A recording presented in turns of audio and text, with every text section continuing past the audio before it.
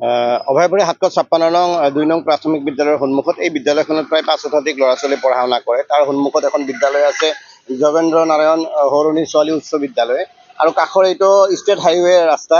এইটো অভয়পুৰী PWD টেৰিটৰিয়েলৰ আণ্ডাৰত।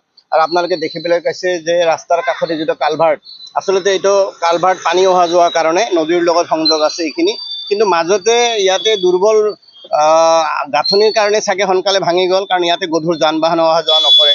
যিয়ে নহওক বস্তু এটা ভাঙিব পাৰে, কিন্তু তাৰে মেৰামতি কৰাৰ কাৰণে ইতিমধ্যে স্কুল কৰ্তৃপক্ষৰ তৰফৰ পৰা SMC তৰফৰ পৰা আমি অভয়পুৰী মিউনিচিপালিটি বৰ্ডক কেইবাবাৰো জনাইছিলোঁ, আৰু জনামতে মিউনিচিপালিটি বৰ্ডে PWD টেৰিটৰিয়েল অফিচত তেওঁলোকে যোগাযোগ কৰিছে চিঠিৰে, কিন্তু আজিলৈকে ইয়াৰ মেৰামতি নহ'ল। মাজতে আহিছিল কালভাৰ্টৰ ওপৰত এটা সৰু কালভাৰ্ট কোনোমতে বনাই থৈ দিছিল, কিন্তু সেয়াও ভাঙি গৈছে। গতিকে আগন্তুক যাতে যিকোনো বিপদ নহয়, আৰু বিপদ নোহোৱাৰ আগতে যাতে ডিপাৰ্টমেণ্টে এইটো ভাল কৰি দিয়ে, আৰু PWD ডিপাৰ্টমেণ্টৰ যি দায়িত্বত আছে যিসকলে, তেওঁলোকে অনুৰোধ জনাইছে অভয়পুৰীৰ অতি সোনকালে যাতে এইটো মেৰামতি কৰি দিয়ে, নহ'লে যিকোনো সময়ত বিপদ হ'ব, আৰু বিপদ হোৱাৰ পিছত বস্তু এটা মেৰামতি কৰি একো লাভ নহ'ব। গতিকে অনুৰোধ জনাইছোঁ, কণ ছাত্ৰ ছাত্ৰীৰ ভৱিষ্যতৰ কথা আছে, বিভিন্ন গাড়ী ঘোঁৰা অহা যোৱা কৰে।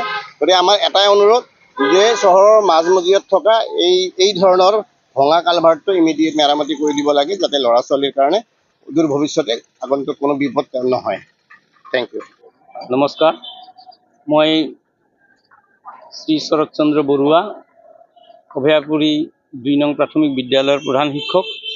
আজি কিছুদিনৰ পৰা আমাৰ এই বিদ্যালয়লৈ প্ৰৱেশ কৰা যি ৰাস্তাটোৰ এই কালভাৰ্টটো ভাঙি পেলাই এটা বৰ সংকটজনক অৱস্থাত পৰি আছে, আৰু এইটো আমি বিভাগীয় কৰ্তৃপক্ষক বাৰে বাৰে আমি অৱগত কৰাৰ শেষতো কিন্তু তেওঁলোকে এই ৰাস্তাটো আৰু তথা এই ভাঙি যোৱা এই কালভাৰ্টটোৰ মেৰামতিৰ ব্যৱস্থা এতিয়ালৈকে তেওঁলোকে নকৰিলে।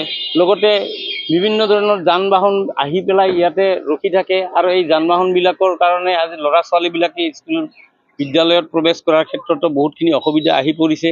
লগতে এই ৰাস্তাটোৰ ক্ষেত্ৰতো জেগাই জেগাই এনেকুৱা ভাঙি আছে যে যিবিলাকৰ ক্ষেত্ৰত তাৰমানে ল'ৰা ছোৱালীবিলাকে এই বিদ্যালয়ত প্ৰৱেশ কৰাৰ কাৰণে বা বিদ্যালয়লৈ অহা যোৱা কৰাৰ ক্ষেত্ৰত যথেষ্ট অসুবিধাৰ সৃষ্টি হৈছে। আৰু বাৰিষাৰ বতৰত পানী আহি পেলাই পানীও জমা লাগে, আৰু ড্ৰেইনবিলাকত ঠিকমতে খুলি দিয়া নাথাকে, আৰু বিভাগীয় কৰ্তৃপক্ষক ইয়াৰ ক্ষেত্ৰত আমি অৱগত কৰাৰ ক্ষেত্ৰতো কিন্তু এতিয়ালৈকে তেওঁলোকে বিহিত ব্যৱস্থা গ্ৰহণ কৰা নাই। আৰু হয়, এইটো নৱনিৰ্মিত আছিলে, আৰু এইটো ডাঙৰ কিবা যান বাহন আহি পেলাই তাৰ ওপৰত ৰখোৱাৰ ক্ষেত্ৰতে এইটো ভাঙি পৰিছে।